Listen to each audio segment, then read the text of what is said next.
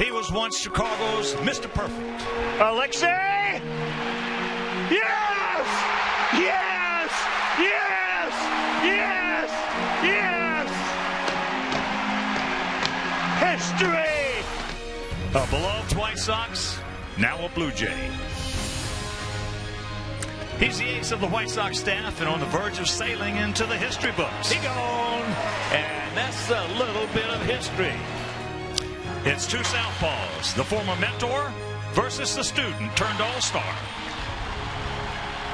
Both of them weigh heavily in the hearts of White Sox fans, Burley and Sale, and could a record be set tonight?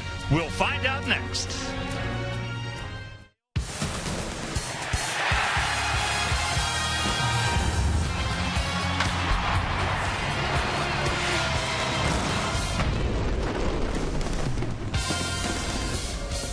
We are coming to you from the city beautiful Chicago, Illinois, where tonight Comcast Sportsnet presents White Sox baseball. It's Chris Sale, Jose Abreu, Avi Garcia and the Sox as they get set to butt heads with Mark Burley and the tough, dangerous Toronto Blue Jays. Hi, everybody, and welcome. I'm Ken Harrelson with Steve Stone as we get set to bring you the first of this four-game set. As you know, we were trying to sweep the Orioles yesterday, couldn't get it done, but we won 2 out of 3. But tonight, something special. I mean, something special for all of us baseball people who know these guys and been around them most of their or all their careers. It's the most intriguing pitching matchup we have had all year. Contrasting styles, but Chris Sale has just powered his way into a position to move his way into the record books. Let's take a look at some of the highlights of big strikeouts. He goes up, down, he goes in, out, he throws a slider, he throws a changeup. He has 2 different locations where he uses consistently off-speed pitches. He's just been unbelievable. You look at what he's done in 10-plus strikeouts. He's going for 9 straight starts with that particular record. And on the other side, Mark Burley, who's a soft tosser with excellent control, has been doing very well. 6 consecutive starts with 2 runs or fewer. He's 3-0 with an ERA in the mid-1s in those starts, 9-4 overall, and Mark Burley is having a banner year after a slow start. So when you take a look at both of these guys, they do it different ways, but they both get it done. Well, in this Toronto offense, you have a team here that, without question, is the most dangerous in all of baseball. You look up and down this lineup, and there is danger. As you can see, runs, they're first. Doubles, they're first. Slugging percentage, they're first. Well, then they move to second in home runs and on base percentage. Batting average, they're third. When you look up and down at these guys, one guy jumps out at you, and that's Josh Donaldson. Last time we saw him, it was a massacre. He was 7 for 11 with 4 home runs, 7 driven in, and 9 runs scored. And he tormented David Robertson. A couple of home runs, 1 to left, 1 to right. He is the all-star third baseman, and he's got the most votes ever in the history of the electronic voting. So Josh Donaldson is a star. They also have a whole lot of other guys that you can't take for granted. We're going to see Devin Travis for the first time this year. You're going to like him at second base. All right. Fans attending tonight will be in for a real treat, as you will at home. So sit back, relax, and strap it down. White Sox baseball coming your way.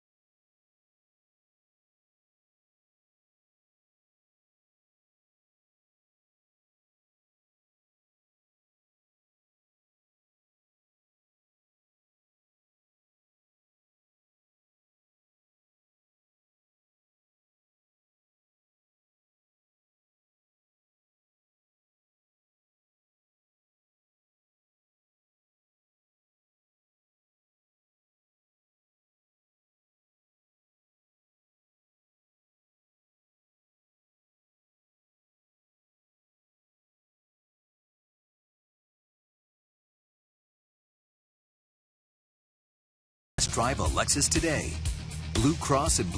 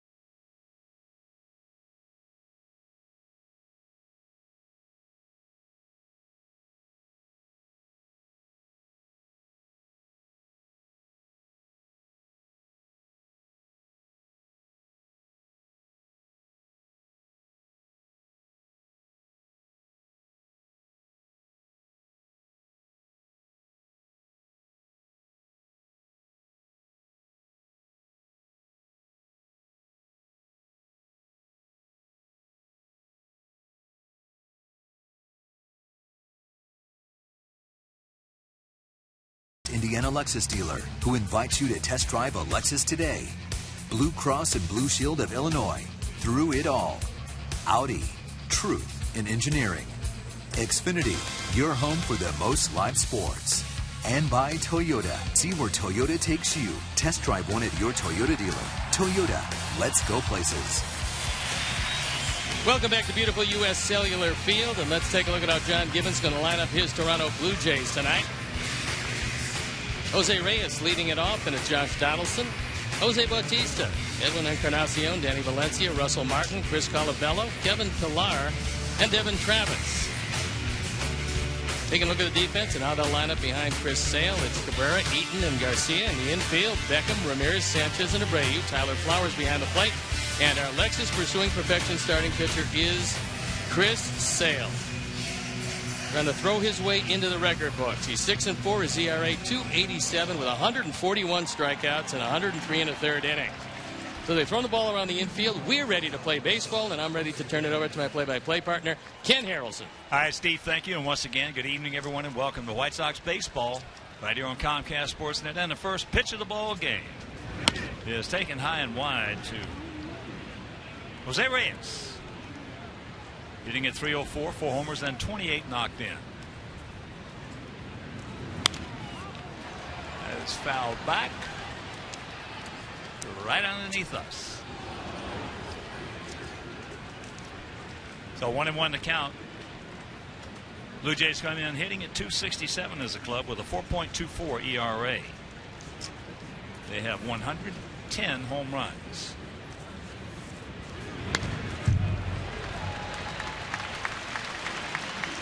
That one at 98. And the count 1-2. There's a look at the skipper, John Gibbons, as he looks out at one of the best pitchers in all of baseball, Chris Sale.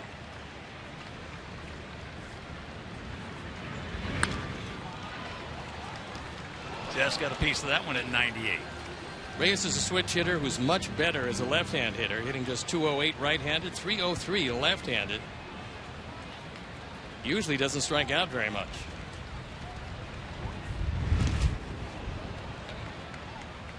That slider. Evens the count at 2.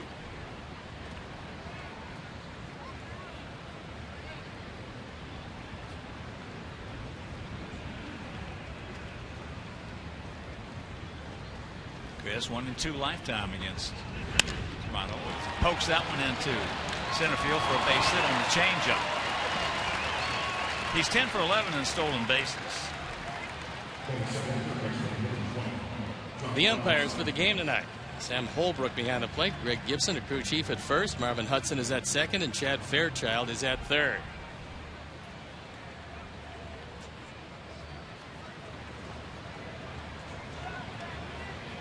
So here's Donaldson, 29-year-old third baseman, hitting at .296, 19 homers and 56 knocked in. He has faced Chris 8 times, has 1 hit, and that was a home run. All right, take your time, boys. And a wrap him up.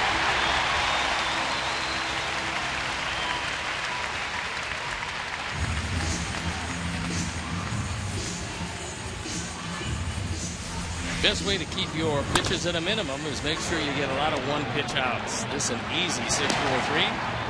And Donaldson grounds into a double play for the 8th time this year. So here's Bautista hitting at .246, 17 homers and 57 knocked in. Takes that fastball at 98 for a strike. Bautista's actually walked more than he struck out, which is unusual for a power hitter.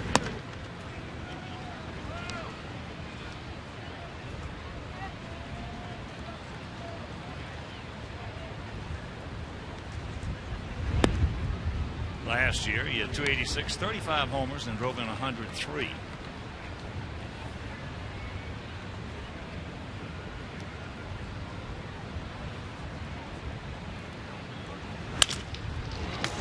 Broken back. And a nice inning. After half an inning play, it's Blue Jays nothing, and our guys coming to bat.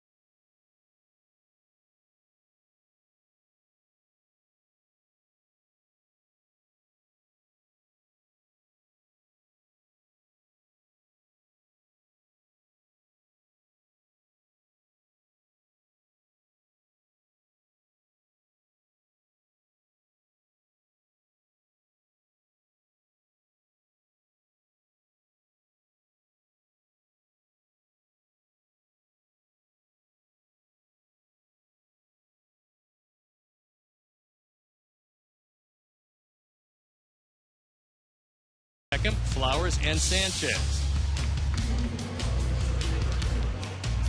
The defense, and now they'll line up behind Mark Burley, Valencia, Pilar, and Bautista in the outfield with Donaldson, Reyes, Travis, and Colabello in the infield. Russell Martin behind the plate, and our Lexus Pursuing Perfection starting pitcher is 9-4. Mark Burley, and this is his 17th start.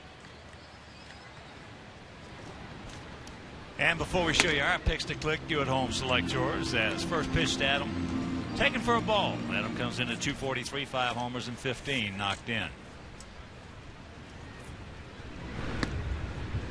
2-0. Sox come in hitting at 241 as a club with a 4.08 ERA. We mentioned Blue Jays have 110 home runs. We have 58. And there's a strike. Left-handers actually much better against Mark Burley than the right-handers. Always have been. It's that changeup that mystifies many of the right-handers. Always have been. Always amazed they would run right-handed dominant lineups day after day against him. Full count.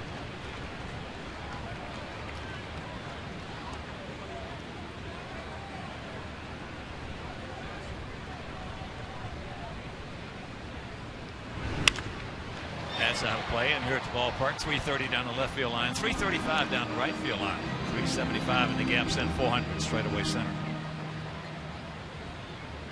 Adam has faced Burley 3 times, and he's 0 for 3. Reyes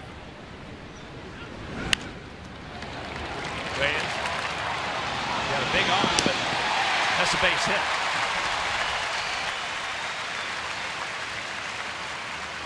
Reyes made this a whole lot closer than it should have been. A lot of shortstops wouldn't even bother throwing it over. But Reyes didn't get it there in time, but really had no chance against anybody who can run, especially a left-handed leadoff hitter. Colabello goes way up to make the catch. So here's Abreu hitting at 293, 14 homers and 44 knocked in.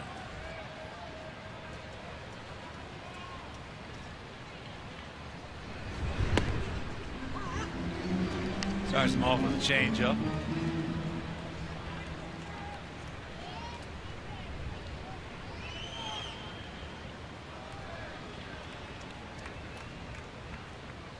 Short lead, as you better keep the short lead against Mark Burley. You get a little risque over there, and you're going to get your behind picked off.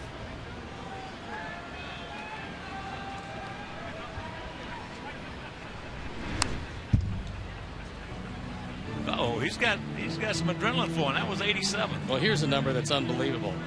Opponents hitting just 121 against Mark Burley on inside fastballs over the last couple of months. You can't choose where you want a fastball, but when he goes in, he usually gets you out. The reason is a lot of soft stuff away, he sets you up, and then he goes in.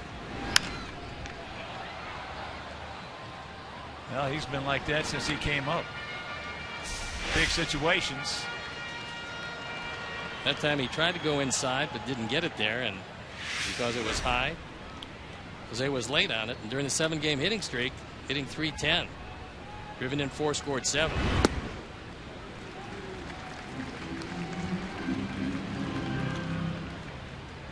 That one 88.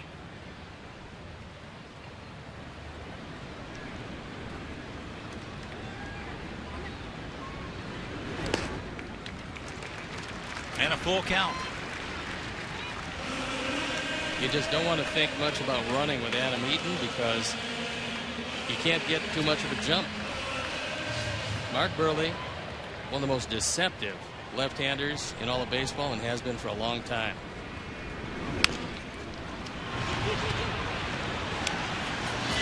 Rack him up. So with 2 out, let's check out our picks to click tonight. Jim Angiu, our direction crew, well, they went with Tyler. He's going with Sanchez and JJ and Jessica Shearer and I. JJ and Jessica and I are going to go with Gordon Beckham. You saw how quickly Devin Travis got rid of that ball at second base.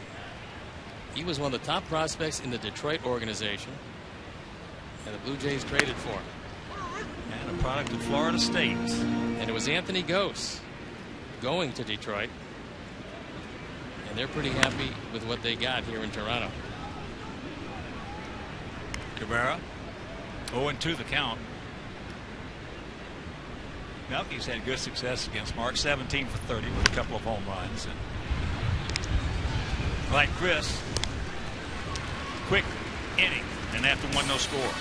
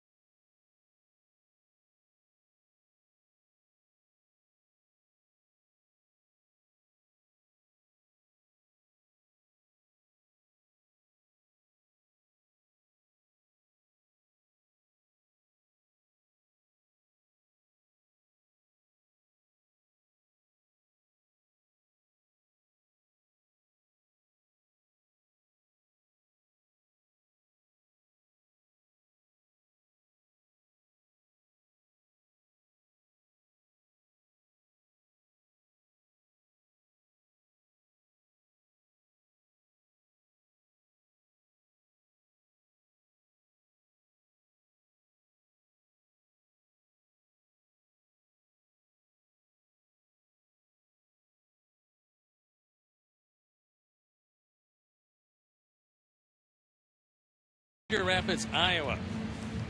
Just a reminder, as you enjoy a cold one, to look forward to Miller Time later in the game, brought to you by Miller Lite.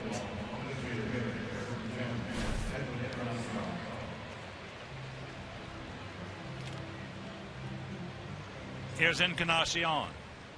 And talking with John Gibbons before the game, he said that Edwin really hasn't gotten started yet. He said he's gotten some big hits for the ball club, but overall, it has been a relatively slow start. Takes that one high and wide. 233, 17 homers, and he's knocked in 50. His 50 are not bad for a slow start. No, that's what, when you say relatively, that's the reason. You look at 17 and 50, there's guys who would give their left arm for 17 and 50 before the All-Star break, and yet he just hasn't been what he was at other times with the Blue Jays. Well, he's so devastating at the plate. He's got one of the best home run approaches, so to speak, as anybody in the American League. I mean, he goes up there and he absolutely is dangerous almost every time he goes to the plate. And that's all you want to be as a hitter, just dangerous. As here's Valencia. Like I say, busy. 2 down. Well, I think it's pretty obvious what the Blue Jays have in mind, and that's advanced scouting, and that is that Chris Sale's around the plate a lot. And so go up there, look for the first ball, fastball, or anything you like in the zone and just attack it. And that's exactly what they're doing, which means you're going to limit your pitches, but you're not going to get a whole lot of strikeouts if they hit the first pitch. Well, what they're doing is they're trying to eliminate that slider. That's what they're doing. I can't blame them. No, Ken, that's just good scouting.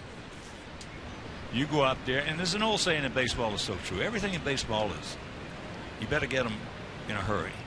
You better get good pitchers in a hurry, or they're going to get you. You better get good hitters. You better get them in a hurry, or they're going to get you. Well, there was a fastball by Chris Sale, only he's learned the art of taking something off a fastball. That was 92 miles an hour, and he had Russell Martin out ahead of it. I love to watch Russell Martin play the game. He is a tremendous competitor. I love to watch. He reminds me a lot of Thurman Munson. They both handled staffs very well. High pop up. Abreu now taking charge like he should. He did. Makes the catch. We go to the bottom of the second, scoreless.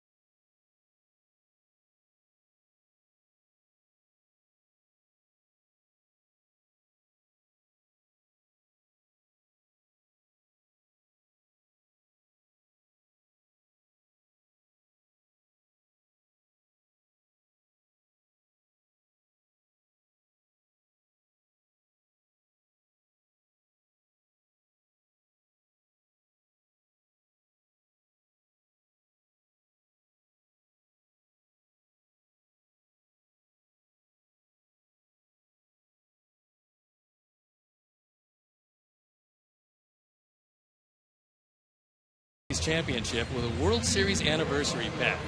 You choose 3 games from the World Series championship reunion weekend and 3 World Series moments bobblehead giveaway games and receive a 4th game in September or October for free. For full details, visit whitesox.com/2005pack.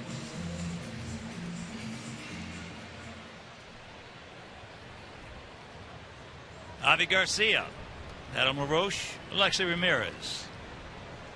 That last pop-up by Russell Martin was the first time I've ever heard a crowd, a collective "oh," because Chris Sale had him 0-2. He popped it up, didn't strike him out, and the fans were disappointed. Well, weighing on, I'm not saying that's not an issue with Chris, but weighing on his mind more than that is winning this ball game. That's always paramount for him. 0-2 the count. 8-game hitting streak, and Avi's been swinging the bat very well.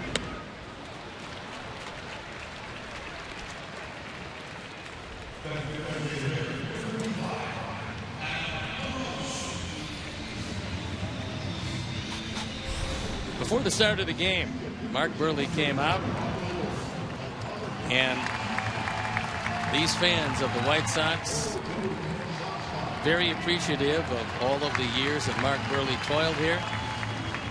The 2 no-hitters, one of them being a perfect game. Pretty amazing.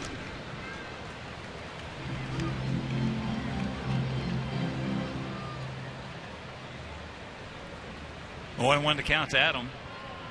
Adam, okay against Mark. 6 for 16, couple of home runs. And the count 0-2. We got a good umpiring crew here for this 4-game set.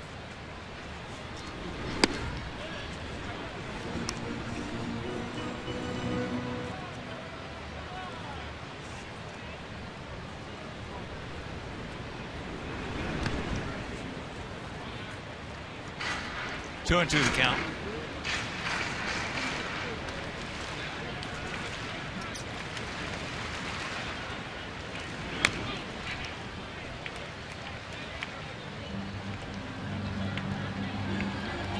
What's hard to believe is Mark Burley is the only pitcher in Major League history to throw multiple no-hitters and win multiple Gold Gloves.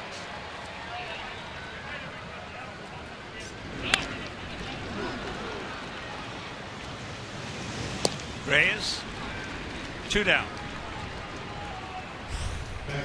Mark Burley is 208 and 156 in 477 starts, 5-time All-Star, 4-time Gold Glove winner. His no-hitter in April against Texas, his perfect game against Tampa Bay in July of 2009. This is most impressive. 14 consecutive seasons with 10-plus wins, 30-plus starts, 200-plus innings, and that's absolutely remarkable. That kind of durability is not going to come along very often.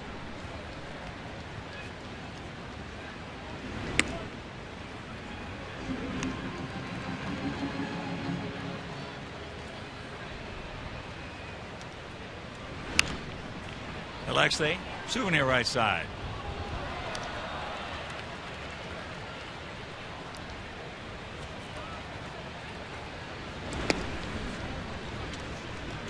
Three and 1.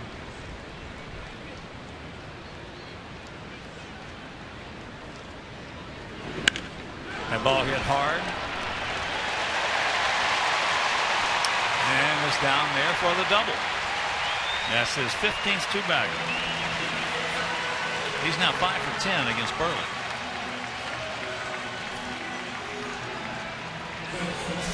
Mark got this one down and out over the plate. It's a changeup. And it had too much of the plate as Alexei waited back, not fooled by it at all. Gets it by Valencia, who John Gibbons says is becoming a much better left fielder, considering that he was a lifetime third baseman. So here's Beckham at 207, 4 homers, 16 knocked in.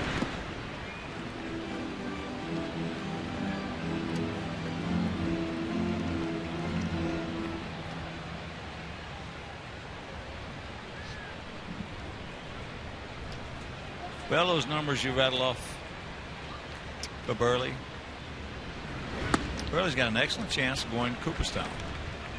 He's got 208 victories now. Don Drysdale had 209.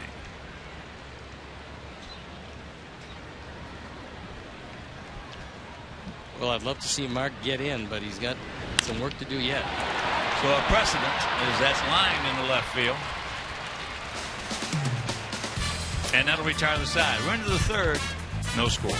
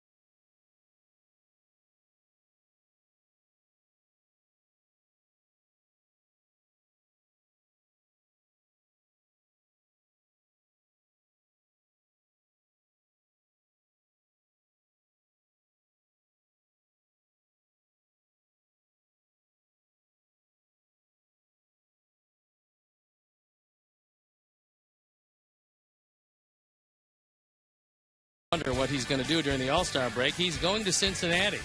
4th consecutive season, second pitcher in team history to make at least 4 straight appearances. Billy Pierce did it before him.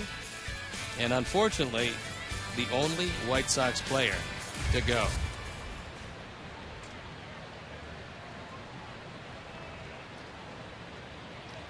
Colabello. Chris Colabello.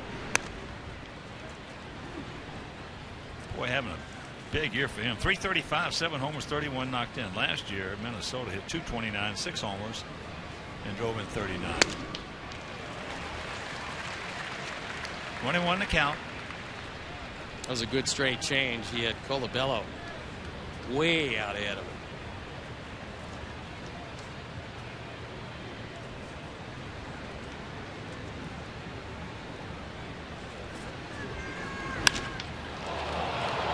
That's high and deep in the center field. And it is 1-0. Toronto. 8th home run, 32nd driven in. So the remarkable year of Chris Colabello continues to roll right along. Our 4th home run replay. It's a fastball and it's up out over the plate. It was on the inner third. Colabello able to get a whole lot into it.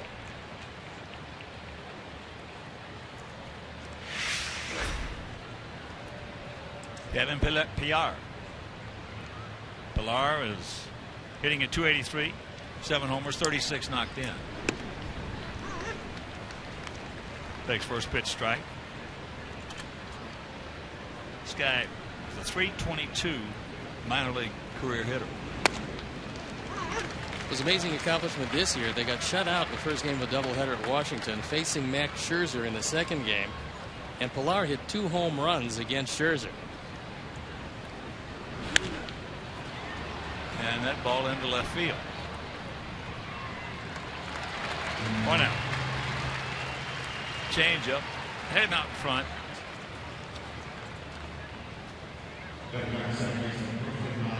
Yeah, one of the reasons I mentioned the 2, Drysdale having 209 wins and going to Cooperstown and Burley with 208, is the fact of what one of the big reasons Don got in was what he meant in his era to pitching. He was the symbol, so to speak, of pitching. More so than Koufax. Koufax was a better pitcher, and for 6 years arguably one of the greatest, if not the greatest, that ever lived. But Don was the symbol. And I think the Cooperstown people, the voters, took that into consideration. I think the same thing is going to happen with Burley. They're going to take what he's done, 14 consecutive seasons with all those numbers that you put out there. No, it's been a remarkable year, and Don, of course, had that scoreless streak, which at the time set the all-time record and stood for a long time until Oral Hershiser went and got it. But Mark's done it for 14 straight years.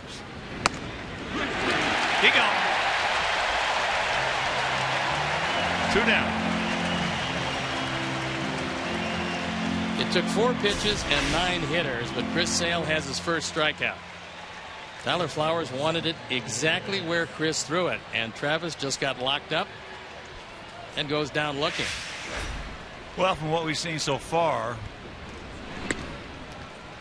with Toronto swinging at first pitch, jumping on first pitch, we haven't seen a lot of sliders. We've seen fastballs and changeups from Chris. He's going to get to it if he gets the 2 strikes. He's had a couple of guys 2 strikes and came with a change.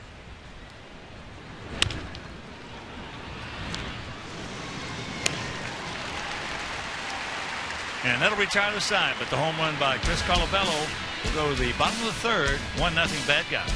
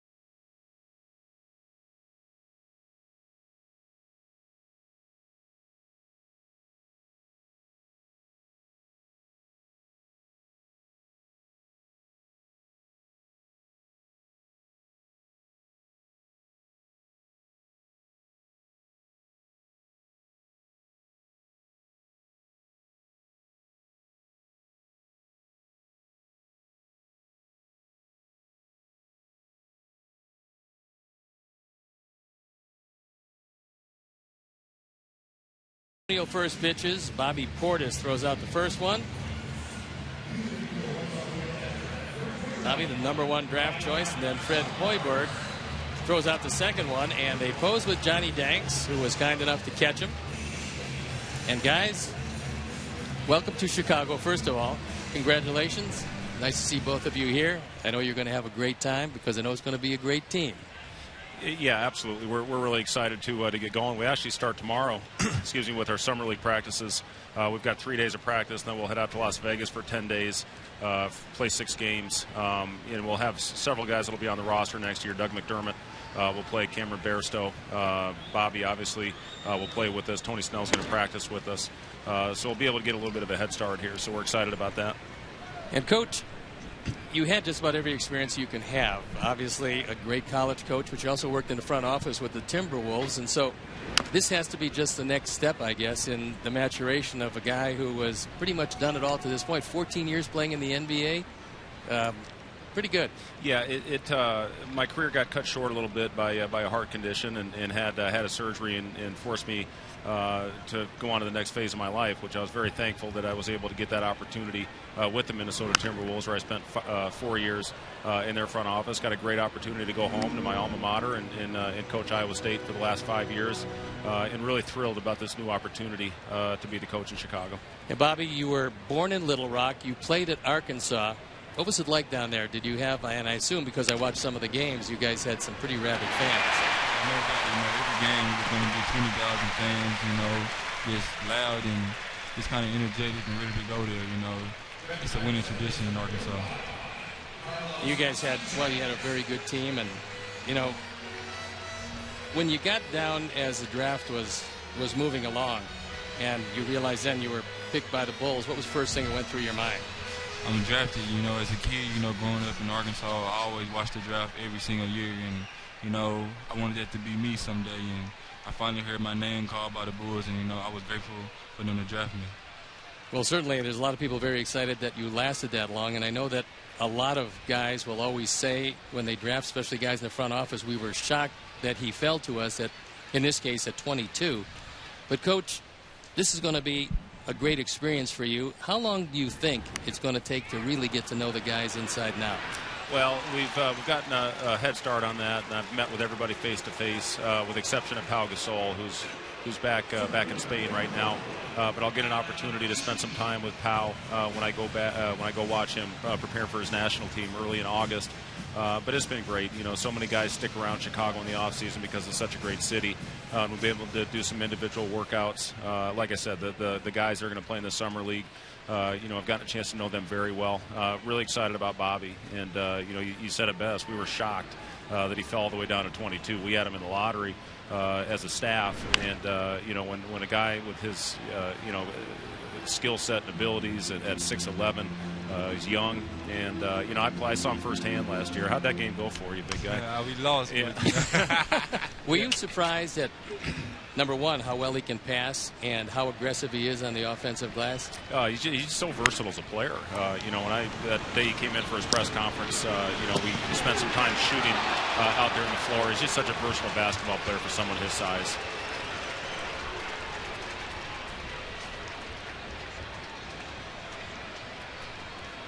Well, we've got a very proud tradition, as you both know, here in Chicago, of putting some excellent basketball teams on the court. I believe you are the 19th coach of the Bulls.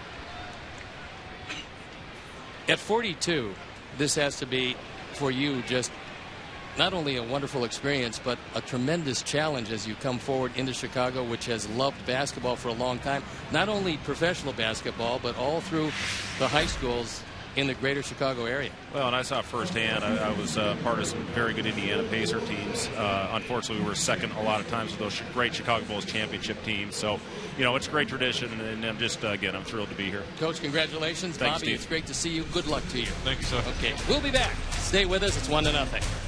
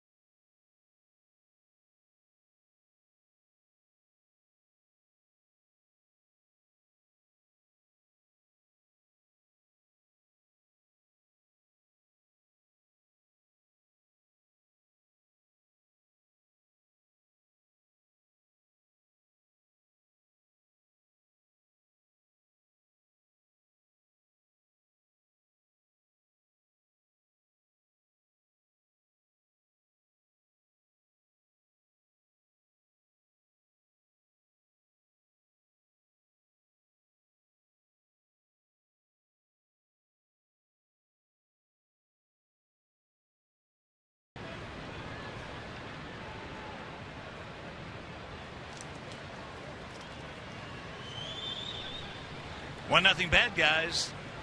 Top of the fourth inning. Donaldson, Bautista, and Encarnacion. Just about three of the most dangerous in succession hitters in all of baseball.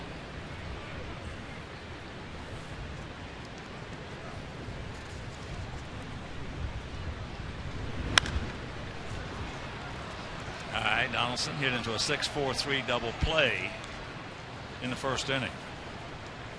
But the first pitch he saw, fastball. Donaldson originally drafted by the Cubs as a catcher, and they figured that, well, he probably couldn't be a major league catcher, so we'll trade him to Oakland. We'll put him at third base, and of course the rest is history. He's been pretty good there.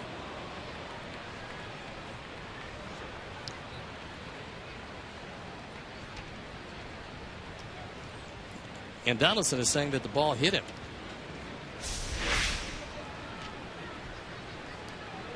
Here's one of those sliders. He said it got him in the back leg. John Gibbons is going out. He wants to take a look at it.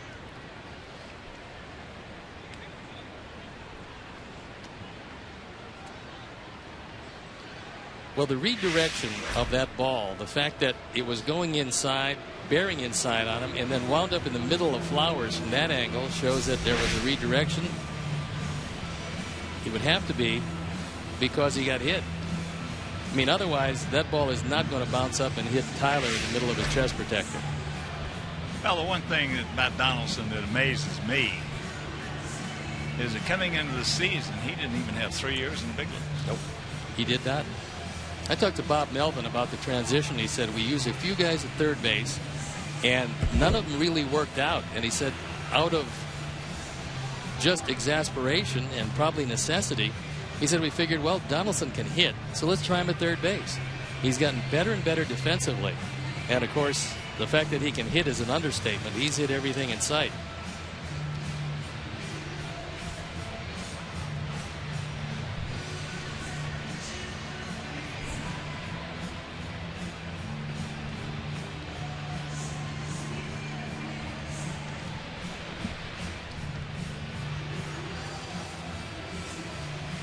Of course, Chris Sale and the Sox hoping that there's no definitive proof on getting hit by the ball, but that redirection, we'll just have to see what they have to say in New York.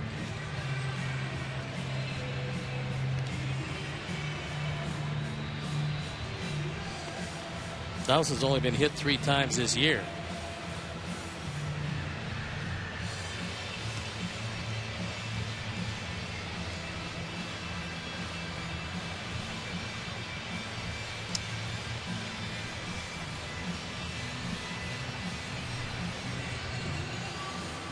Putting him at first, and again, with the redirection of the baseball, it certainly was conclusive.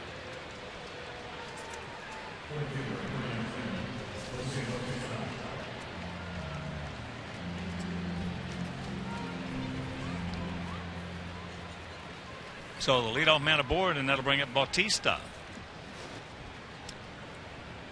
He grounded out to Alexi.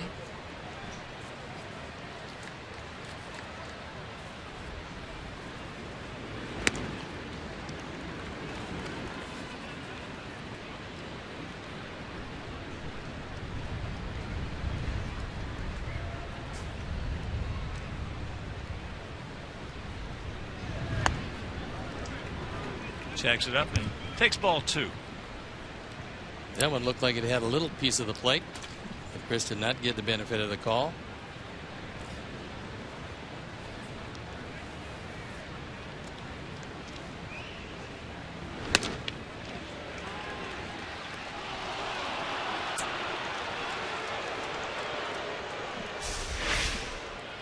We'll take a look from the side as the appeal to Greg Gibson. He said no.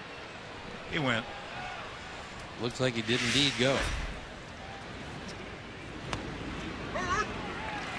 He went. That's one of the things that separates Chris Sale from a whole lot of people, and that is a 3-0 straight change, and he gets it in the zone.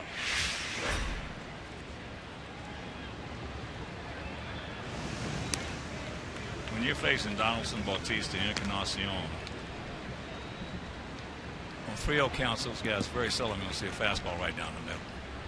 No, but they all have the green light. Hi, Papa.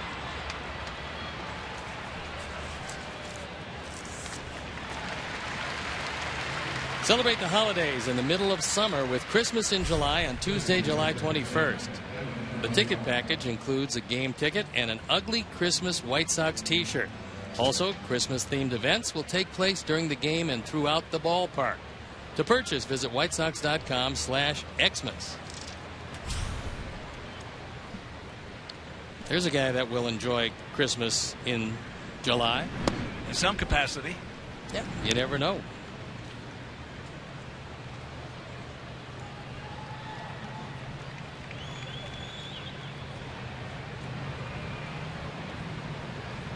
That's a static lead by Donaldson.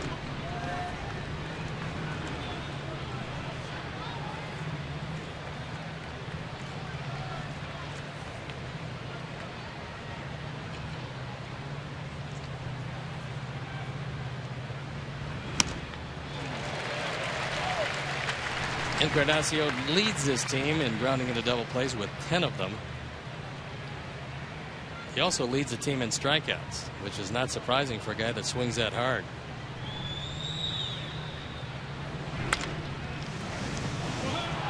That is nubbed right off the end of the bat into right field. Mercy. So 1 out, 2 on. Encarnacion was in protection mode, and he got this ball a good 6 inches off the outside corner. As you can see by the Honda pitch tracks, it was not only low, but well away from the plate. Hit it off the end of the bat and squibbed it into right field. So here's Valencia. He grounded out to Alexei. Alexei, he's already been involved 6 times in this game. 5 ground outs and 1 pop-up.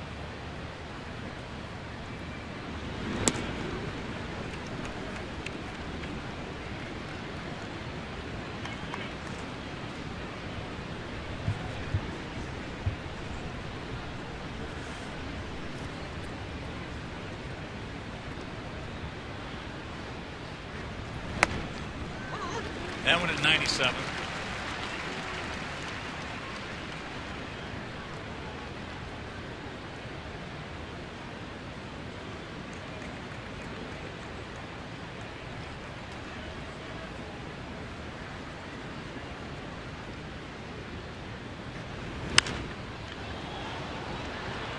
Once he came up with Minnesota, found his way to the Royals, got traded to the Blue Jays in exchange for a catcher, Eric Kratz, and right-hand pitcher, Liam Hendricks. That was July 28th of last year. He plays mostly against left-handers in a platoon system, and he has torched left-handers during the course of his career. He gone. Good pitch. 2 down. Valencia didn't like to call it Sam Holbrook, but this ball had the plate. On the pitch tracks will show you that it had a good portion of the inside corner at 96 as Chris reaches back. And Valencia cannot pull the trigger. Not underneath his hands, he can. Diaz Salad is going to be in that third base dugout. Or the bat's going to shatter in his hands, and the ball's going to go someplace else. It's solid. Most of the time, it's going to shatter. Russell Martin fouled out. To Abreu. Well, I asked John Gibbons about Russell Martin and the long-term contract. He said he was #1 on our want list when we went after free agents, and Toronto has historically had to pay a little bit extra for guys that come north of the border. One of the big advantages is Russell Martin is a Canadian.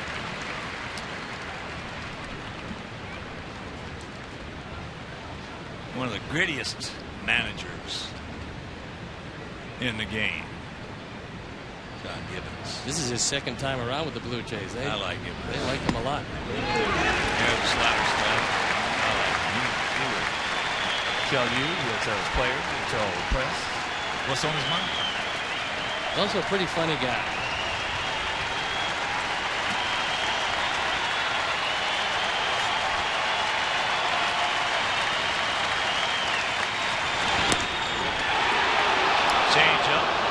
Well off the plate.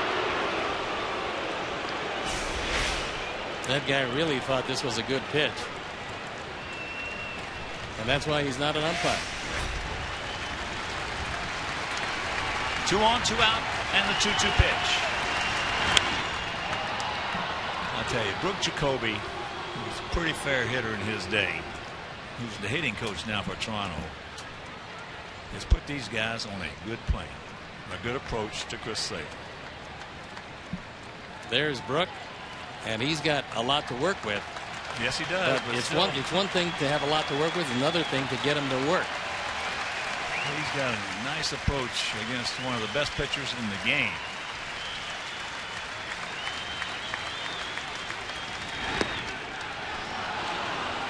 That's a little bit low. Full count.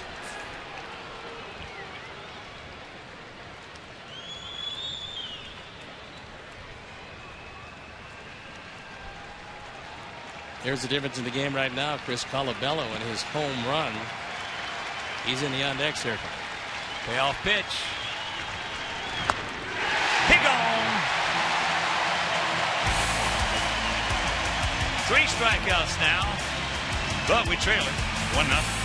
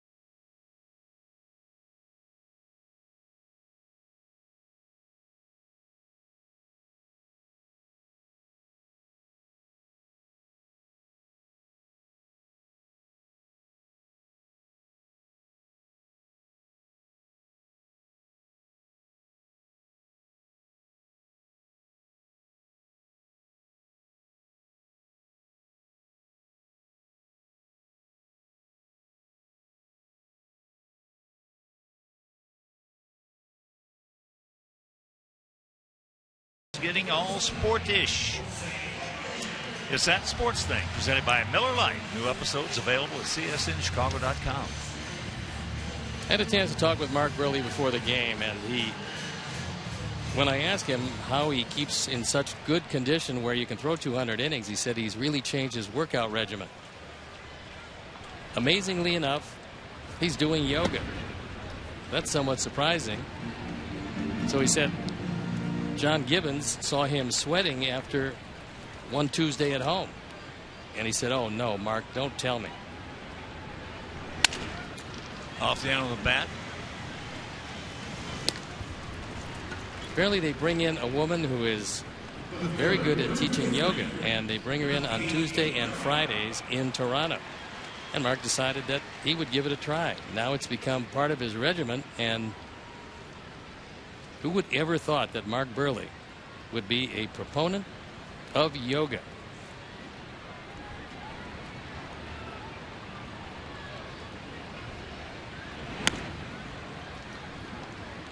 One and 0 to Melky. Melky grounded out to Reyes. Yanks that one foul down past Joe McEwing.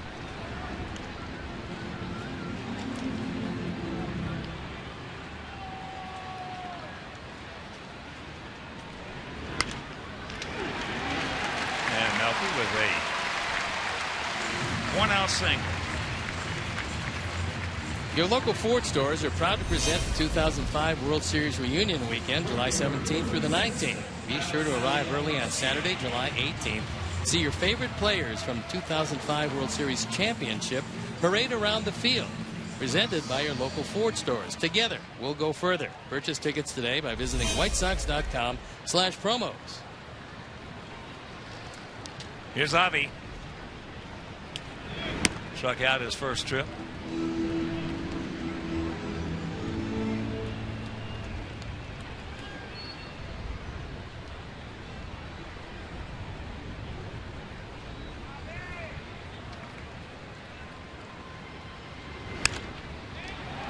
Oh, look at this. How sweet. How sweet it is. Melky on his way to third. Watch out. Now the ball gets away. Here comes Melky, and this game is tied at 1.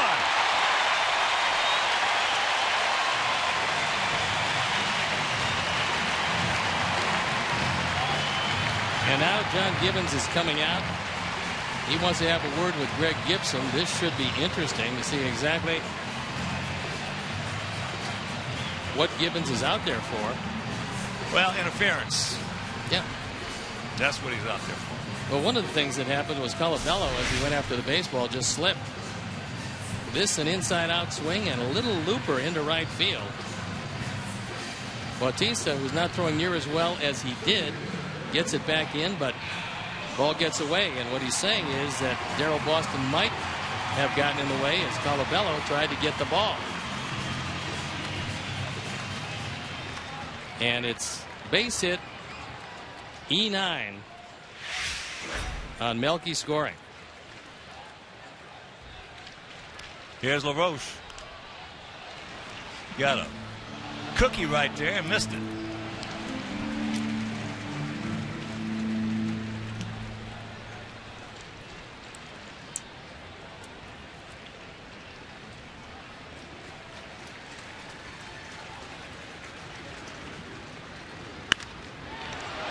Line drive, and he safety. He missed him, he said. Well, now Colabello wants this one reviewed because he's saying he's got his foot before he hit the bag. Greg Gibson is saying no, he did not get his foot before he hit the bag. And now we'll wait and see. Line drive rocket, tough for any base runner on that play. It looked like he went between his legs. Well, that's right. If you get doubled up on that one, there's nobody's going to say one word to you when you go back to that dugout. And it looked like he got him.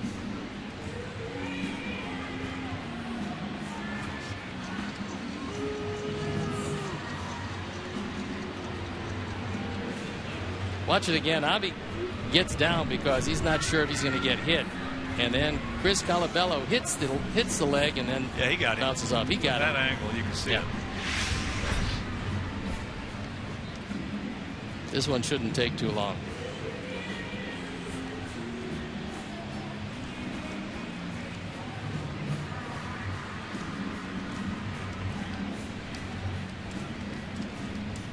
Well, we've had a lot of near reviews. Then we've had a couple of reviews. The first one went the way of John Gibbons. Hey, if they'd let these guys play, this would have been a fast ball game. Now they're turning it into a 3.5-hour affair. Well, you can understand. For two guys that don't like to pitch in slow games. Well, you can understand with the two guys on the mound, knowing that it's going to be a really close game, how you not want to give any out away. Well, you can't. No. Not with Chris Sale, knowing you got one run, maybe you're not going to get any more. With Mark Burley, who's been absolutely terrific. But my point being is Sale and Burley, they don't want any of this stuff. They want to pitch in a hurry. Get it and throw it. If you get beat in a hurry.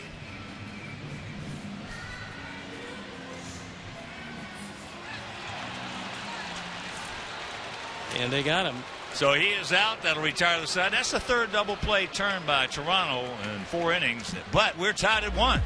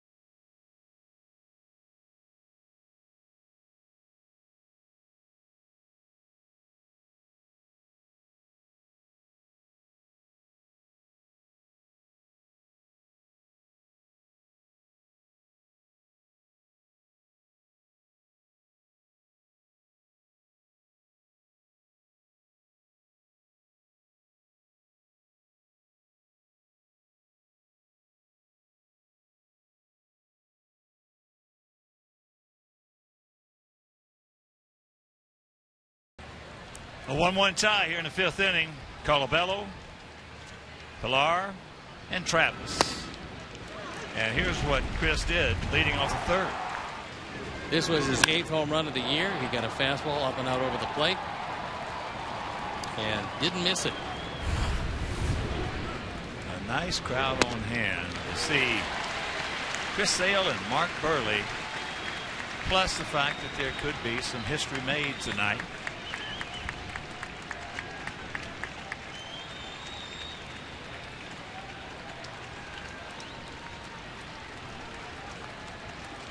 The 0-2. Tried to backdoor him and missed way out there.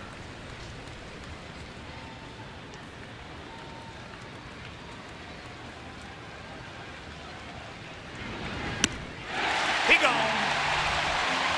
Yeah. Things getting a little better. It's 3 strikeouts in a row for Chris Sale. Threw this one on the outer 3rd. Tyler Flowers wants it up. And Chris just blows it by him.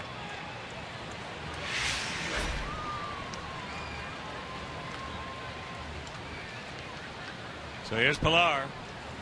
Went out to Melky. On the changeup. Takes first pitch strike.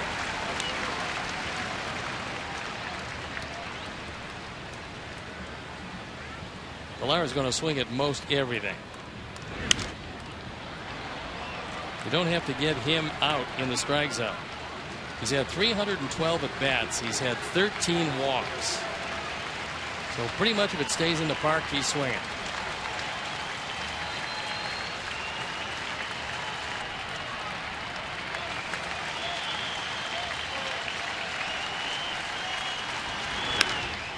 Fisted that one into left field, right at him. 2 down.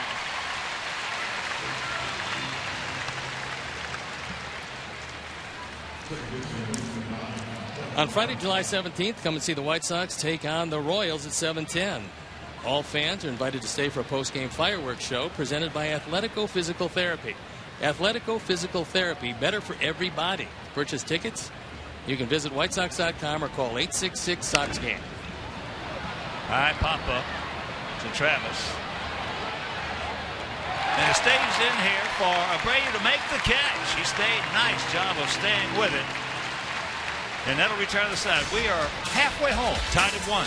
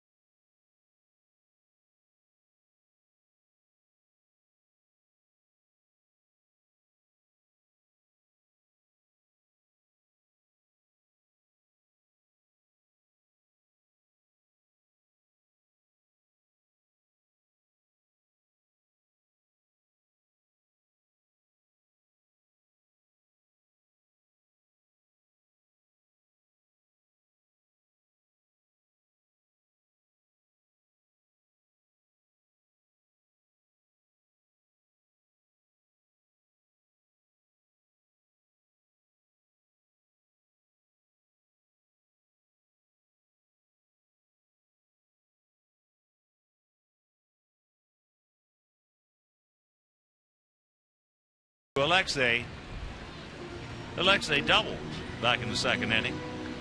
1-3-1 for them, 1-5-0 for us. And that's off the glove of Reyes. So that'll be a base hit.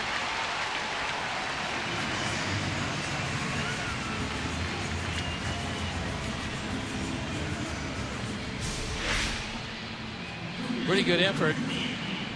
This a high change. And Reyes able to get part of the glove on it. But in this game, the ground can cause a fumble. And it's Alexei's second hit. So we'll see what Robin wants to do. With Beckham at the plate, he lined out to left field to end the second inning. Takes first pitch, strike. Gordon thought it was inside. Inside by maybe an eyelash. Burley gets a lot of pitches like that. He's around the plate with everything. As well he should.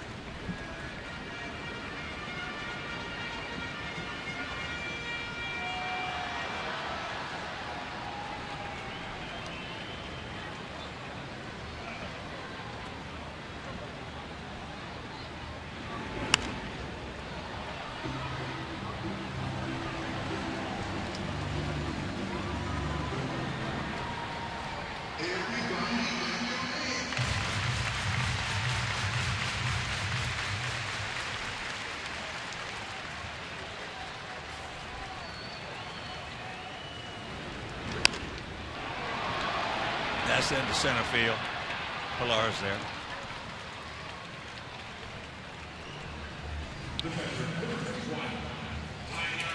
Saturday night, the Fire face a huge home test as they challenge the Western Conference leading Seattle Sounders.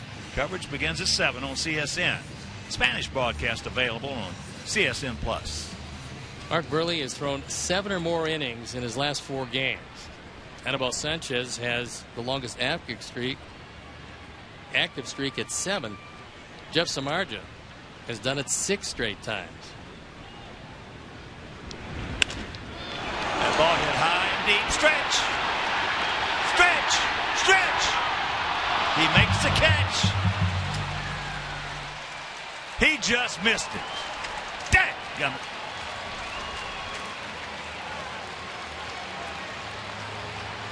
Pilar went all the way back to the wall.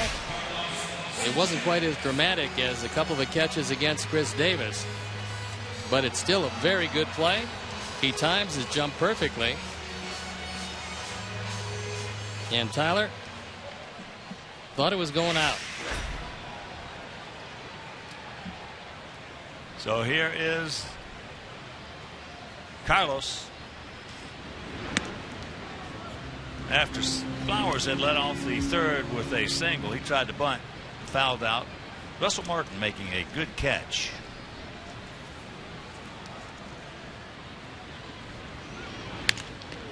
That's off Burley hard. Donaldson with the play. That is a hang wiffle for Carlos Sanchez. Wow. Meanwhile, we're into the 6th, still tied at 1.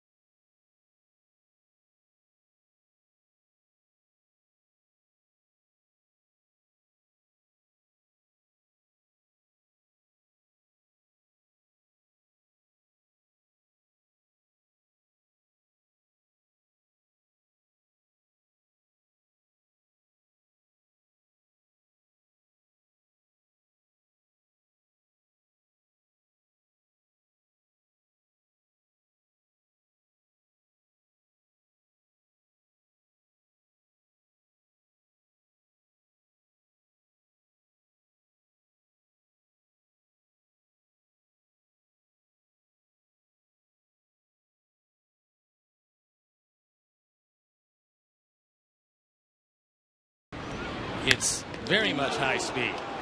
Great play by Donaldson after the redirection by Mark Burley. Mark Burley couldn't get out of the way of it. Hit his right foot probably around ankle high, and then Donaldson with great reactions and just a great play threw out Carlos at first. Top of the order. Reyes, Donaldson, Bautista takes a slider strike. Reyes 1 for 2, flipped a little. Soft single in the center leading off the ball game on a changeup. Can of corn. 1 out. Hey, White Sox fans, next time you're looking for great seats, get to StubHub, where there are no surprise fees at checkout. That's right. On StubHub, the price you see is the price you pay. StubHub, the official fan-to-fan ticket marketplace of ChicagoWhiteSox.com.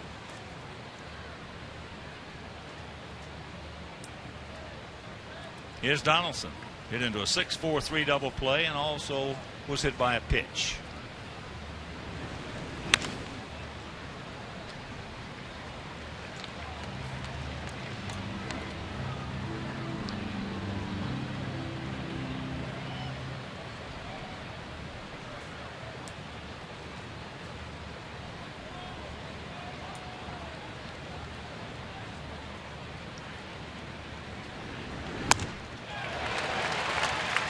Oh, and 2.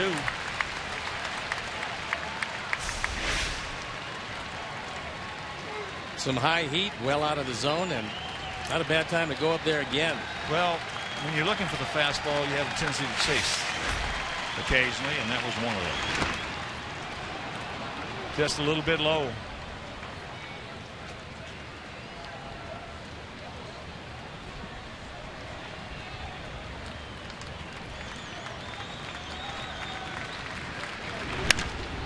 That's high and deep.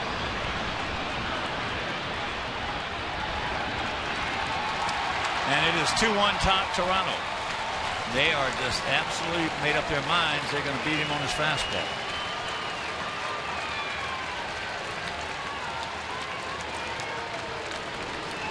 Chris probably didn't get this one up as high as he would have liked. It's our fourth home run replay. Tyler wanted it up high. That one not quite as high as the second one that he threw by him. And it's home run number 20. RBI number 57. Bautista is grounded to short and popped up to short. Takes first pitch strike.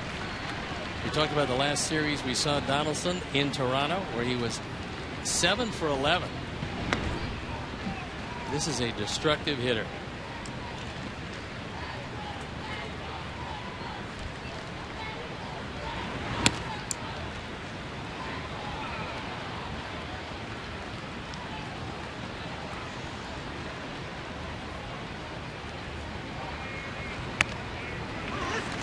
Change up. 2-2.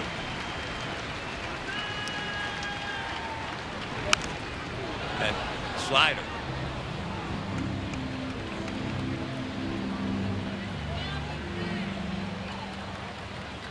Either right underneath his hands or down and in. That ball into left field. Now 2 down.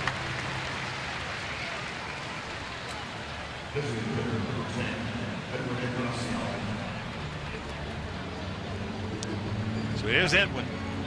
He is grounded to short and squibbed a single between first and second right off the end of the bat. Hardly got to the outfield grass. And Adam is there. But the home run by Donaldson. And they lead it 2-1.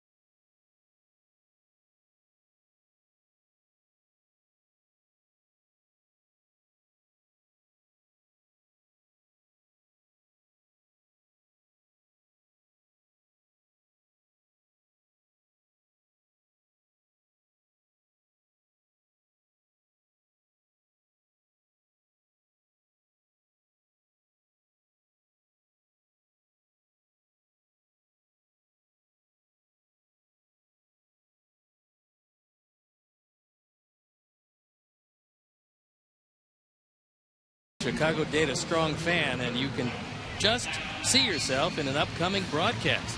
Brought to you by T-Mobile.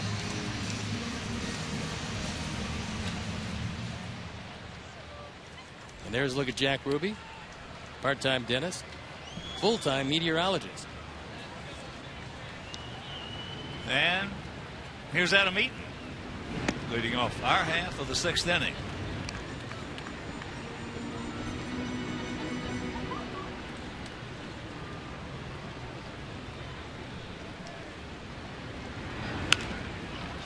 And that is popped up.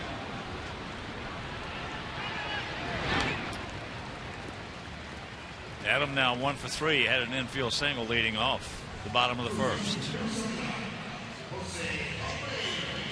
And Blue Jays turn 3 double plays. 1 in the 1st, 1 in the 3rd, 1 in the 4th. We have a run on 6 hits. They have 2 runs on 4 hits. 2 solo home runs if you're just tuning in.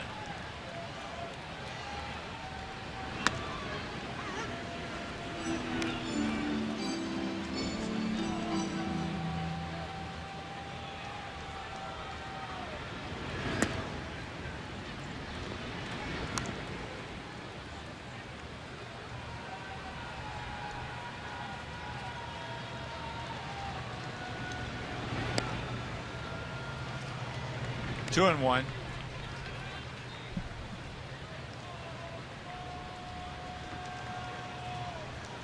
Jose 0 for 2. He's grounded out to 3rd, and he's grounded out to 2nd.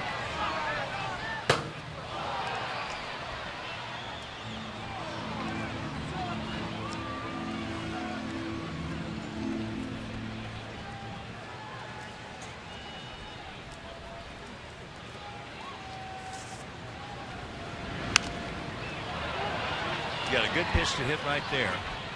That was about the best pitch you'll see from Mark Burley. 87 on the inner 3rd. Mark wanted it inside, didn't get it there, and unfortunately Jose fouled it back.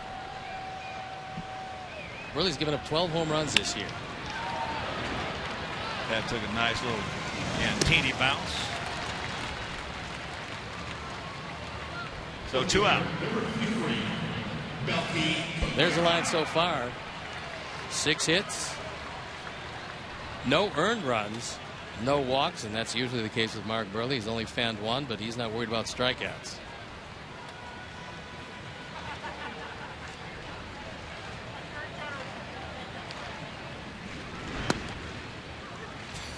That time Russell Martin just missed it, and he said, I think it's on me. He's looking for it. He just, well, maybe he called something else. Yeah, it looks like he got crossed up. Pretty good catcher. They usually don't miss him down the middle.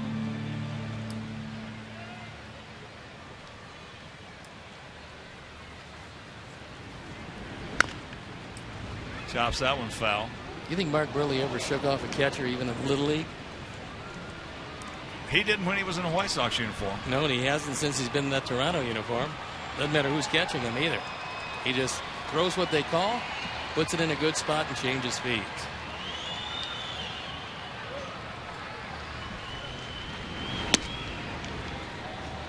That's off the plate.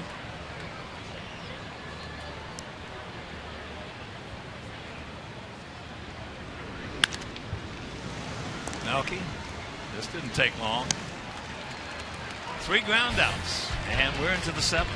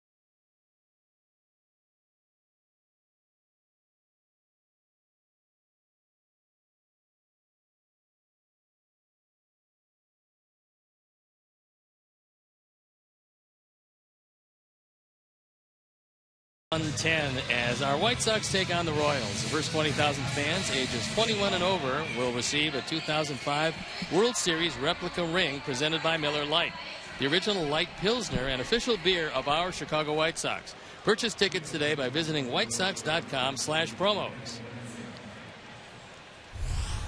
Chris Sale's pitching line is brought to you by American Sale. He's been good, 4 strikeouts. He allowed a couple of solo homers, and it's a 2-1 game. Here in the top of the 7th, it'll be Valencia, Martin, and Colabello. Valencia has grounded to short and struck out. Called out on an inside fastball. Takes a slider strike.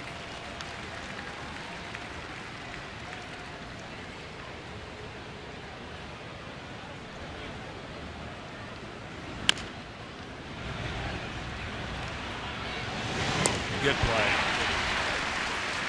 One out. Gordon knew he had a little extra time because Valencia doesn't have the real good speed, but he's got to come in, charge it aggressively, and on the transfer, get it over in time, and he makes a perfect throw, and they cut down Valencia. Martin has fouled out to Abreu and struck out.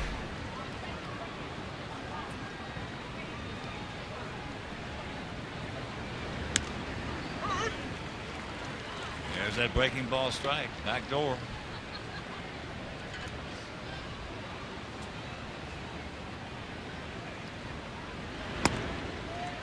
And the count 0-2.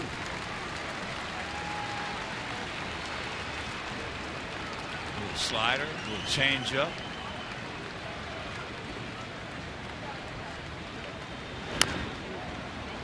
And he chops it foul.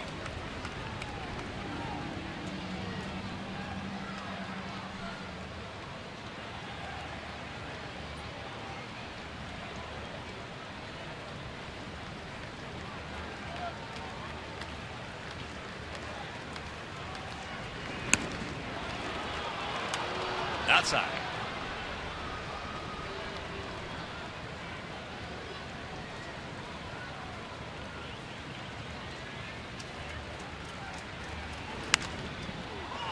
High pop up. Down at 96. 2 down.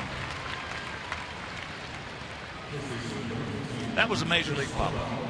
And things have changed a bit as far as pop-ups in the infield go, because it used to be when a pop-up was in the infield, the pitcher would back off the mound, get out of the way of the play, but yell out who should take it.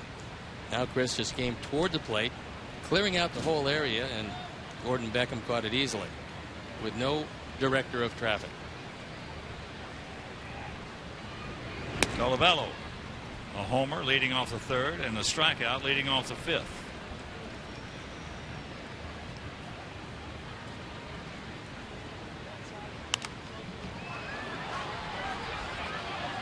Change up. Mezzanine, right side.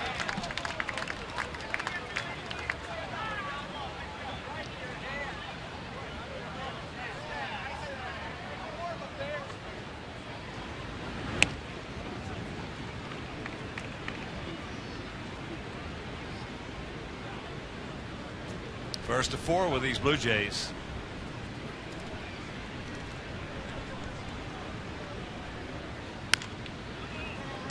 Stops that one foul to even the count at 2. Jose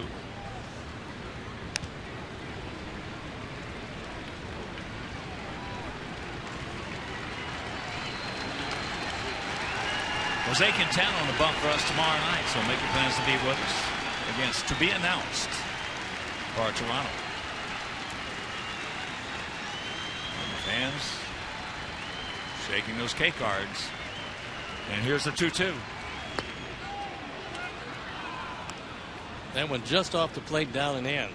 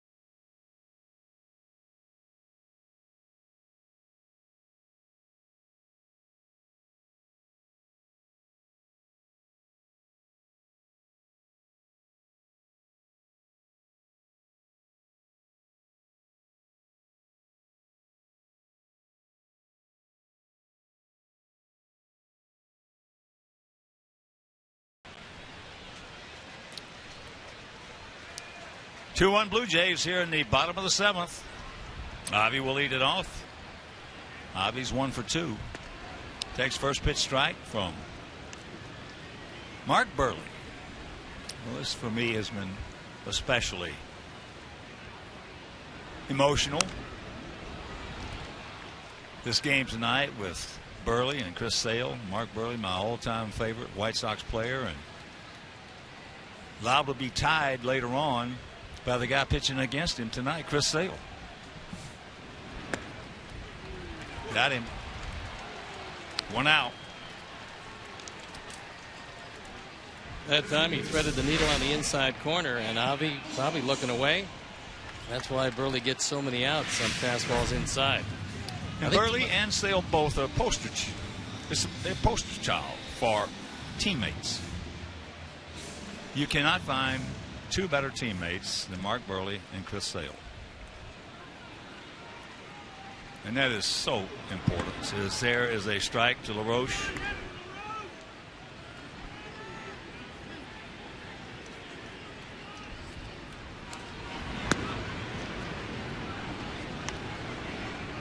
One and one.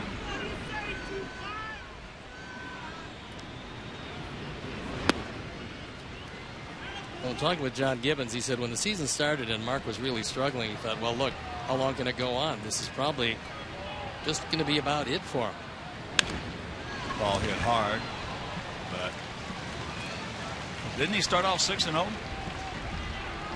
He was talking about when he first looked at him in spring training. He said, you know what? He said he is an older pitcher. He has a lot of innings under his belt, and maybe, just maybe, he'd hit the wall. And all of a sudden, Mark came roaring out of the gate. He also started throwing, I mean, as he always throws. He's not going to throw hard. He just moves it in and out, up and down. And lately, he's actually been better than when he started out earlier in the season. He's getting better, which is absolutely amazing. Well, with this ball club, well, I'm sure he gets a lot of support.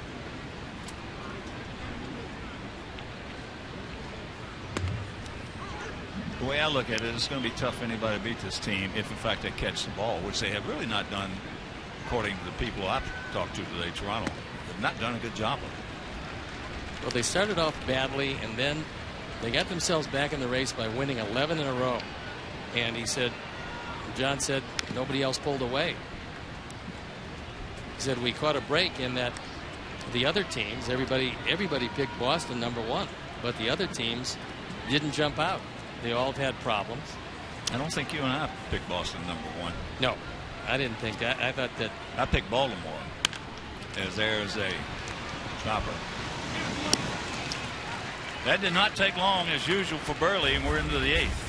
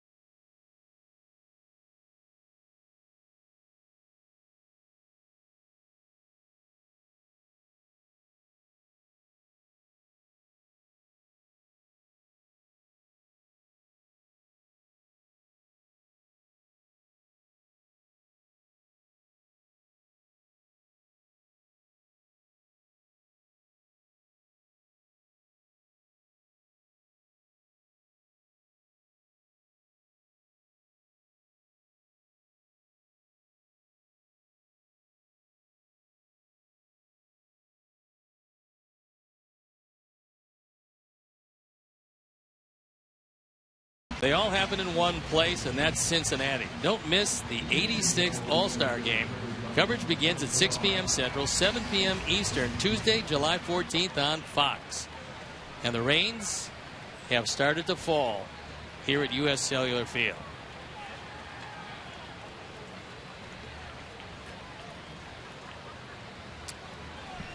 So here is Pilar. Twice he's gone out to left field. And that has popped up, and it's not going to be playable.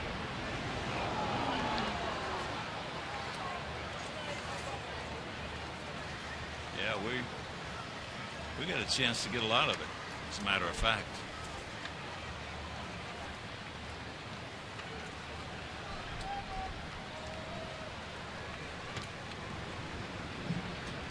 Pilar's got some credentials,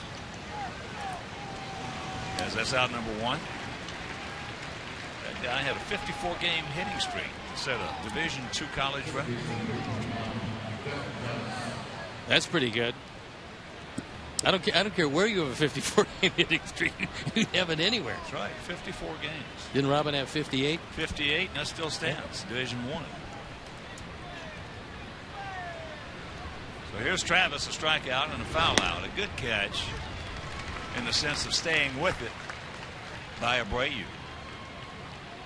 Seminole from Florida State. Great baseball program under Mike Martin. Buster Posey, and on and on and on.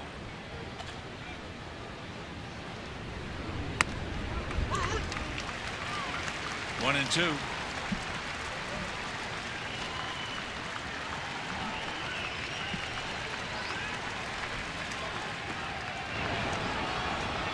Post pitch, didn't get it.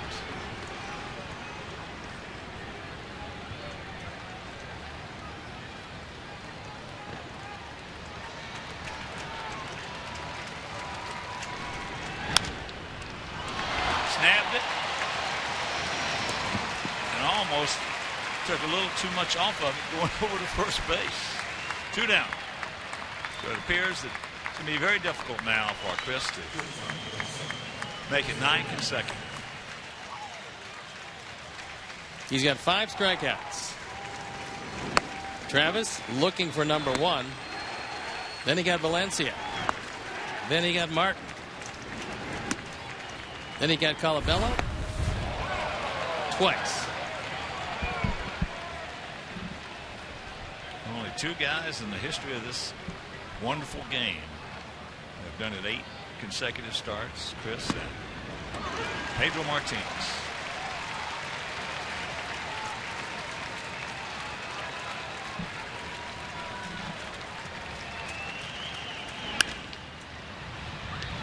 Alexei got him.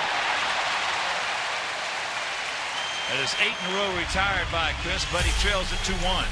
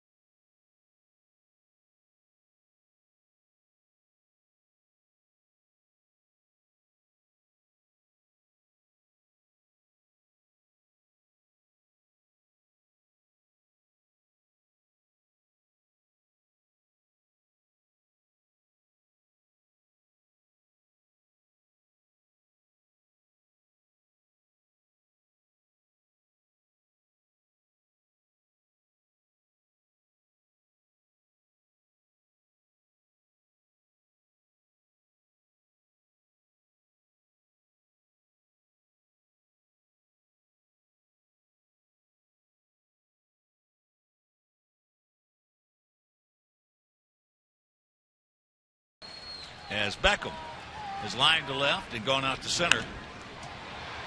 Underneath that one. And I don't know if anybody's going to get there. Well, Donaldson is good, but he's not a world-class sprinter, and that's what it would have taken from the third base position to run that one down.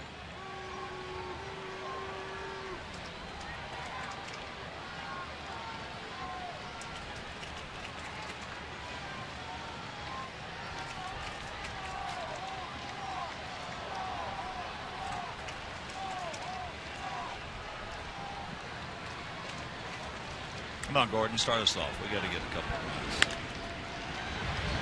That ball booted by Reyes.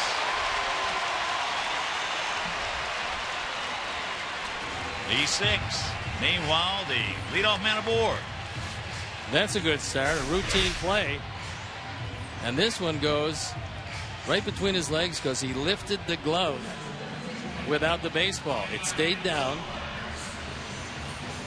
And Reyes is looking at it as it wanders out into left center field. That's just his 7th error of the year. That one could turn out to be a big one.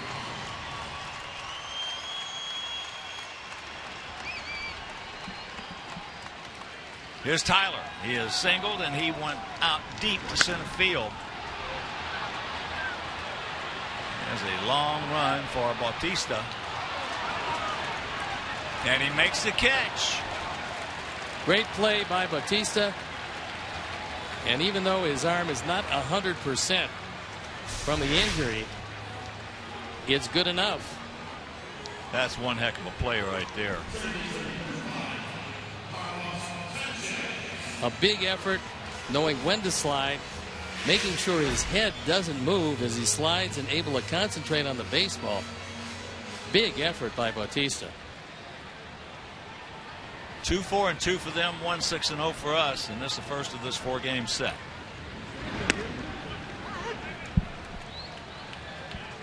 Could hardly hit the ball any harder than Carlos did last time, unfortunately. Mark Burley's ankle got in the way, and the deflection to Donaldson cost him a ground out. That's into center field. That's going to hang up.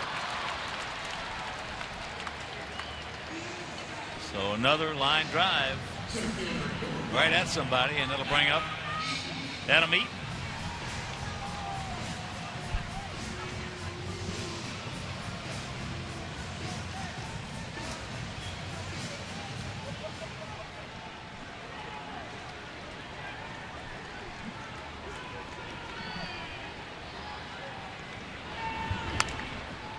Adam fouls it away.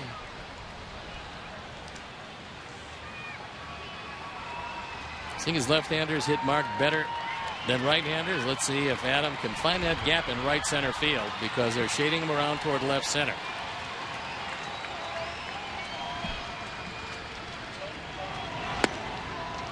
Takes a strike and the count 0-2. Well, the one manager that loaded up his lineup against Mark Burley with left-handed hitters was Joe Madden. Pretty wise choice. And they beat him.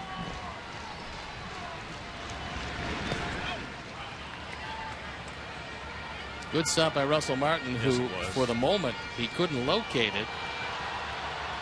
But you can't really take off because the ball's at his foot.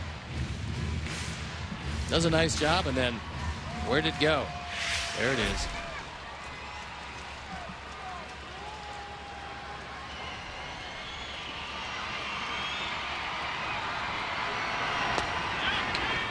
He did not go.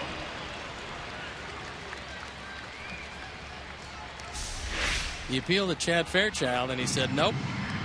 And it was a good call because he didn't go.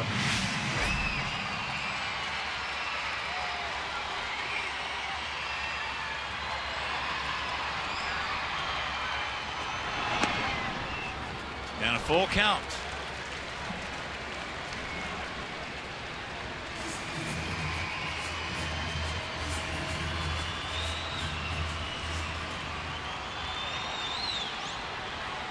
Keep it alive for that man on deck. He will. Gordon's going to make the turn. So 2 out runners at the corners, and here comes Jose.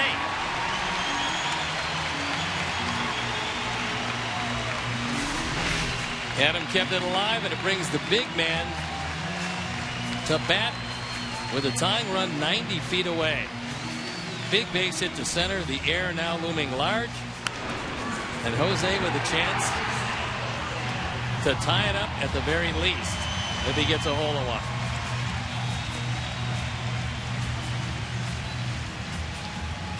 He's due. 3 ground balls. All softly hit.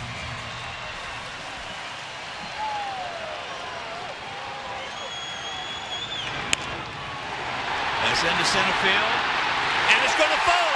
This game is tied at 2. Yes!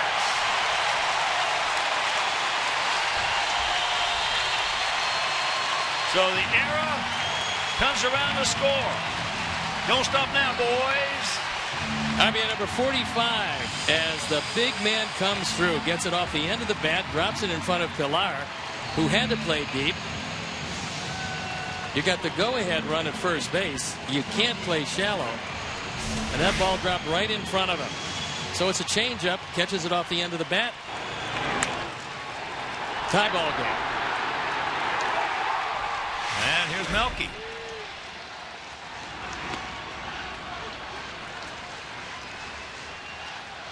So both runs for us unearned, but we'll take them.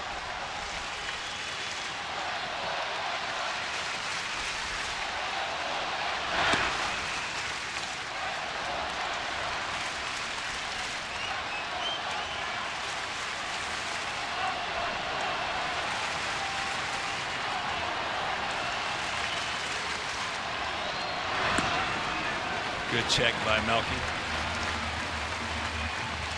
Bullpen up and going. It's Ryan Tepera.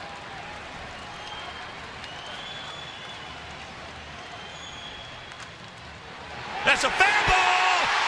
Here comes Adam. He's going to score. Here go wave Abreu around. Here's a throw.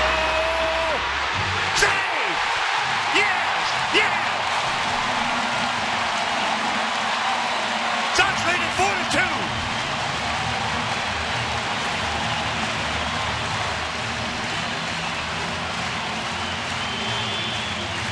Second hit for Melky. 32 driven in. And just like that, it's a 2-run lead for Chris Sale. It's a changeup, and Mark Burley made a mistake. And that mistake was, instead of blowing away where Russell Martin wanted it, he got it on the inner portion, driving it by Donaldson. And Joe McEwing takes a gamble. And when you're up, you can do this, as Jose slides underneath the tag. High fly ball, but 3 unearned runs. Cross the plate. We'll go to the 9th, leading 4-2.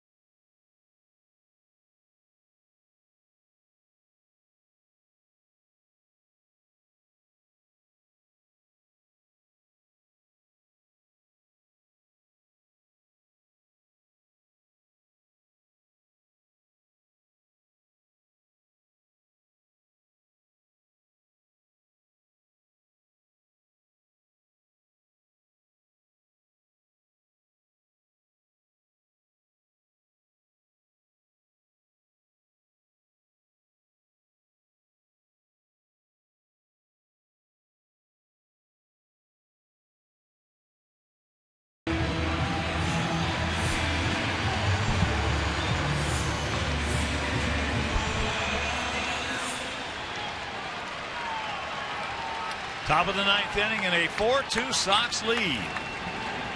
Should have been a 1-2-3 inning for Mark Burley. Instead, we scored 3. And all 4 runs are unearned. Donaldson, 1 for 2, a homer, his 20th on a high fastball, high towering drive way back in the 6th inning.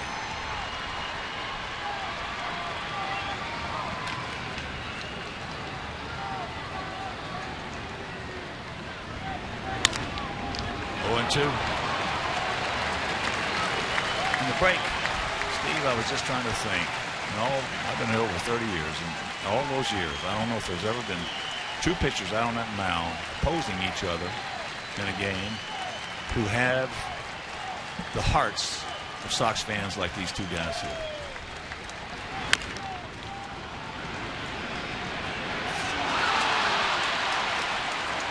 That'll be a base hit.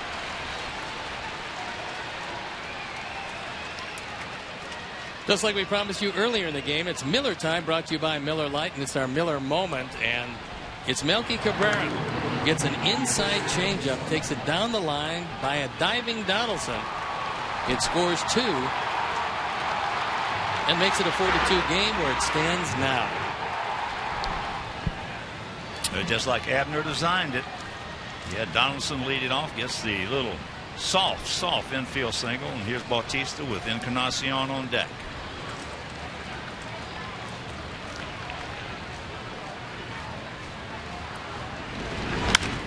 He just reached back. That was everything that Chris has in his back pocket right there here in the top of the 9th at 97. He's at the 101 pitch mark, and 72 strikes, just 29 balls, and Chris has still got plenty left. Can he induce the double play? He's got a 0-2 count. That one at 98. Here in the top of the 9th inning.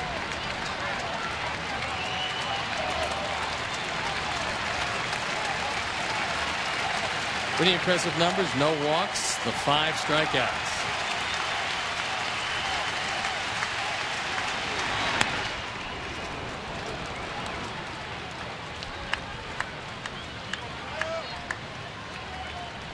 David Robertson loosening, and it's a good night to get loose quickly. Yanks that one foul, that slider.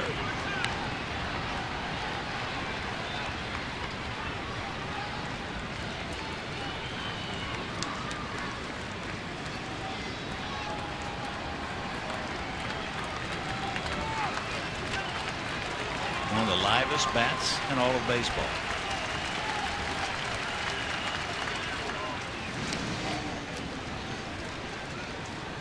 Ball just jumps off his bat.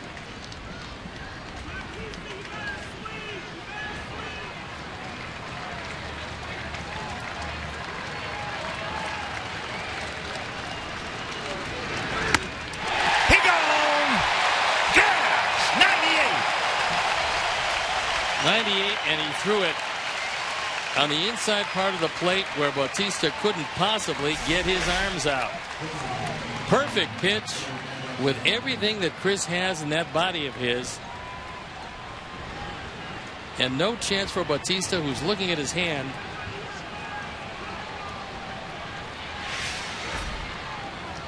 Wondering how anybody hits that pitch.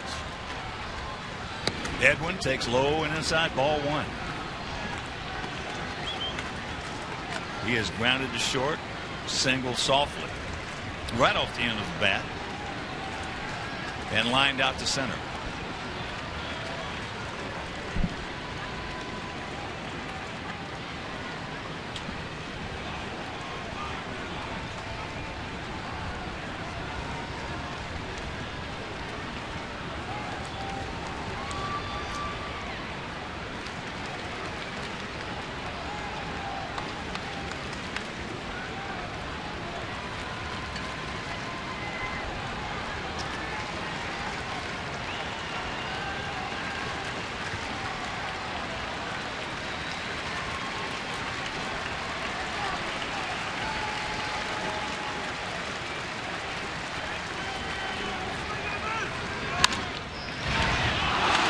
ball took a bat out by Beckham, so 2 men aboard.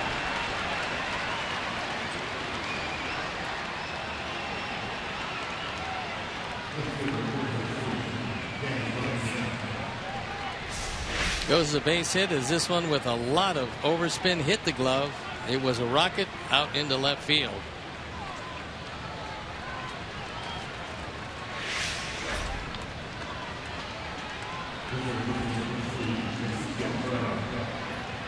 And here's Valencia.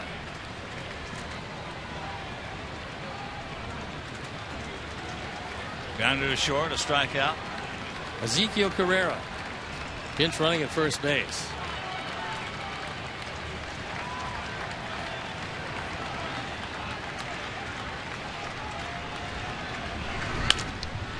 All right, take your time. Rock the ball, and this ball game is over.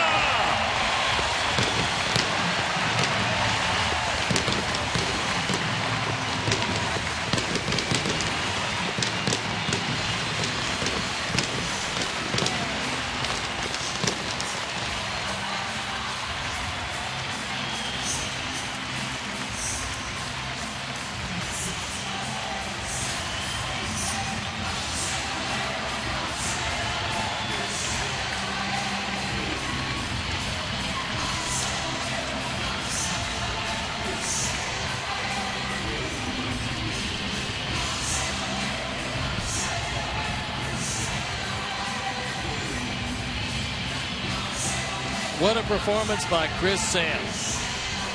He didn't get the all-time record by himself for consecutive 10 strikeout games, but this was a splendid performance against a team that could really hit.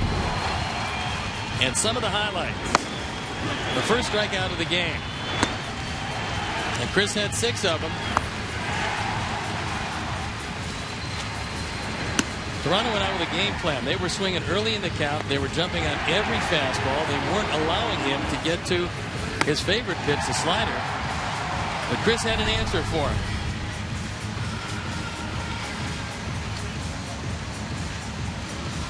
What a game. We can finally catch a break. We scored 4 runs, all unearned, off Mark Burley. Mark Burley was magnificent. He was terrific. And right now, let's go down to Kip Lewis. All right, thanks, guys. Chris, first of all, congratulations. How fun was it for you tonight to come out in this atmosphere and face a guy that you're friends with, Mark Burley? It was awesome. I mean, you know, our fans came out today, show their support. It was fun. I mean, anytime you get to play against one of your old teammates, it's fun. You know, I can't say enough about our team in that last inning. I mean, he's as tough as anybody, and to be able to come out and get 3 runs in the 9th off a guy like that against a team like that, it's huge. There's a lot of talk with you about the 9 strikeouts, 9 consecutive games of 10 strikeouts or more. Was that going through your head at all in this game? I mean, you think about it before, but I mean, once you get out there, everything's kind of out the window. I mean, you're just trying to battle as hard as you can, fill up innings, and leave your team with a chance to win. Complete game for you. You've been phenomenal the last couple months.